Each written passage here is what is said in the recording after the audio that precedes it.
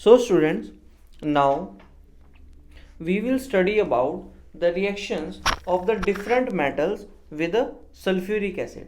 अभी हमने hydrochloric acid के साथ रिएक्शन कराई थी कुछ मेटल्स की. अब हम उन्हीं मेटल्स को सल्फ्यूरिक एसिड्स के साथ रिएक्ट कराते हैं और देखते हैं वो किस तरह का हमारा ऑब्जर्वेशन क्या रहेगी, किस तरह के प्रोडक्ट फॉर्म होंगे. तो firstly we take the highly reactive metal like sodium. Here when sodium is react with the sulfuric acid, जब हमने सोडियम को H2SO4 और सल्फ्यूरिक एसिड के साथ रिएक्ट किया, then we get sodium sulphate. हमें Na2SO4 और सोडियम सल्फेट मिला with the evolution of a gas, hydrogen gas. It means इस केस में भी हमारे पास हाइड्रोजन गैस इवॉल्व हो रही है और हमें सोडियम सल्फेट कंपाउंड मिला.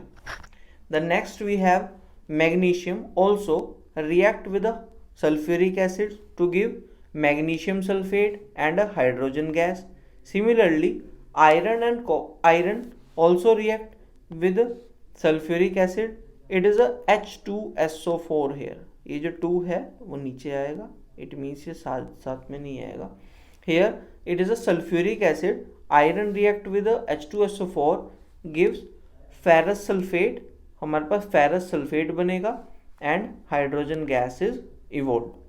But due to the least reactive nature of the copper, because हमारा जो कॉपर है वो least reactive metal है, सो इस वजह से ये सल्फ्यूरिक एसिड के साथ रिएक्ट नहीं करेगा और सल्फ्यूरिक एसिड के साथ रिएक्ट नहीं होगा. इसीलिए here no reactions takes place in case of a copper due to the reason because it is least reactive metal.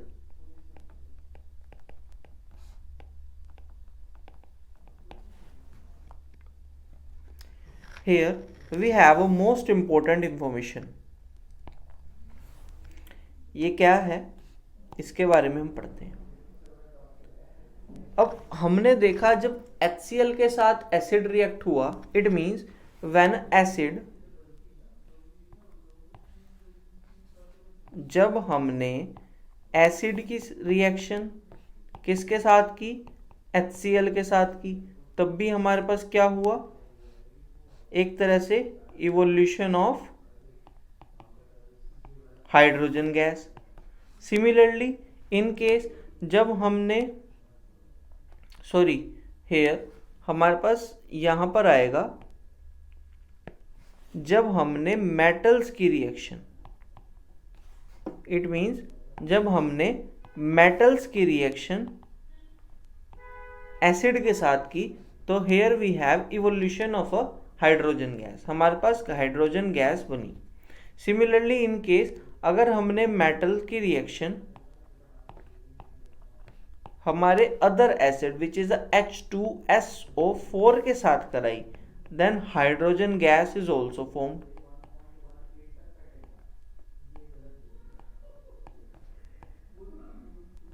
ठीक है जी, हाइड्रोजन गैस हमारी यहां पर भी इवॉल्व हो रही है. But here in the important information जो हम अभी पढ़ रहे हैं, इसमें हमारे पास है कि hydrogen gas is not evolved when metal such as zinc, iron, copper and aluminium. जब जिंक की, आयरन की, कॉपर की और एल्यूमिनियम की रिएक्शन अगर हम नाइट्रिक एसिड के साथ करेंगे तो हाइड्रोजन गैस जो है वो इवॉल्व नहीं होगी. It means there is a no evolution of a hydrogen gas. Why? इसका क्या बेसिक रीजन है?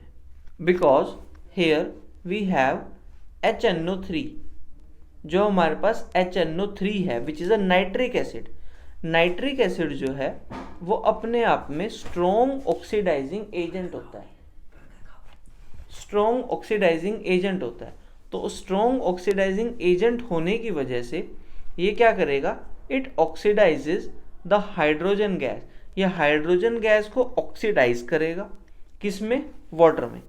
It oxidises the hydrogen gas to water, it means H2 जो है वो कन्वर्ट हो जाएगा H2O में by oxidation process. Oxidation process के through H2 will get convert to the water and is itself reduced to oxide, और अपने आप में रिड्यूस हो जाएगा nitric acid into oxides of NO, N2O और NO2। मतलब ये नाइट्रोजन के किसी भी ऑक्साइड में रिड्यूस हो सकता है। अगर हम यहाँ पर एग्जाम्पल लेते हैं इन केस आयरन का, आयरन विच इज जिसका सिंबल Fe होता है, Fe की रिएक्शन मतलब iron when reacts with nitric acid, nitric acid के साथ जब हमने इसको रिएक्ट कराया, then we get iron nitrate. तो आयरन नाइट्रेट और FeNO3 होल ट्वाइस हमारे पास बना, और इसी के साथ वाटर एंड नाइट्रिक ऑक्साइड भी बाय प्रोडक्ट में हमें मिला। It means we get the oxides of nitrate, हमें एक तो इन्हीं नाइट्रेट्स के ऑक्साइड मिले और साइड बाय साइड हमें यहाँ पर वाटर मिला, where we can say that हमारी जो हाइड्रोजन है वो तो उसकी ऑक्सीडेशन होने के साथ ही वो कन्वर्ट हो गई किस में, वाटर में, और उसके साथ हमें मिला ऑक्साइड्स ऑफ